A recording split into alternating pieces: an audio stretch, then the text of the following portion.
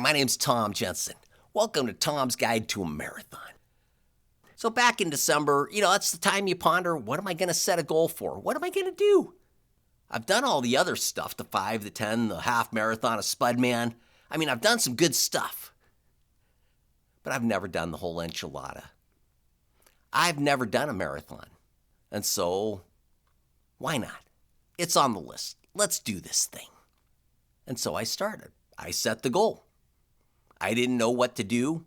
I didn't know where to go. But I had friends who did it, and my friends did. So I talked to my friends. They said, sure, you can do this. I'm super sure you can do it. And with that positive encouragement, I got their training plan and modified it a bit, and there you go. I started. I think that's part of the deal, is you got to start. Now, January's weird. Out here in Idaho, it's cold. You don't go running in January unless you want to catch pneumonia. That's just not going to happen. But getting out of the house, that's kind of the important step for the pre-training phase of this whole thing. Pre-training was really an important part of this whole deal. My wife and I were swimming at the Y and getting our cardio set up and going a little better.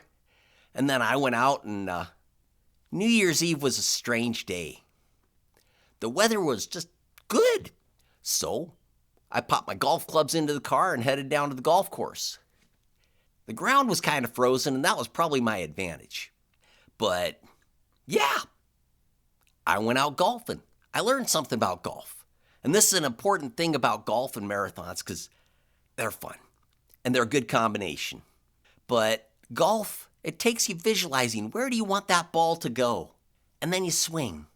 The marathon, where do I want my body to go? It's a good enough similarity that it gets you going. It gets you confidence. Because, see, that's what happened is I got the confidence when I went out and shot that lake shot. The lake helped me have confidence because it was frozen beautifully. 3 bounces across the lake, and I ended up on the other side. And I had a great hole. Now, that was countered by the frozen sand trap I ran into. 4 shots to get out, and finally, when I did, I shot it way across the green and had to shoot back through a tree to get back to the green. That got me an 11 on a par 3, but hey, it was fun. But the good thing is that I was building myself and doing things before the running part started. Because the running, it can get there. Now, there's one other aspect of this is my diet. It was the holidays. I holidayed. I was not feeling good, not doing good. And my wife reminded me, Tom, if you're going to do this, you need to do better. So I crank up the diet, increase the fruits and veg, and all the other good stuff that you're supposed to eat. And I began.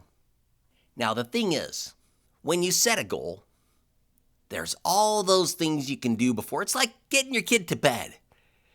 You put them in there and, I need a drink. I need to go to the bathroom. I need to read a book. I need to do this. And you do everything except go to sleep. In my case, I did everything except run. And that'll take us to our next episode, when I started running. Finally, it's time to actually do what a marathon's all about. It's time to run. And we'll talk about that on our next episode. Thanks for listening.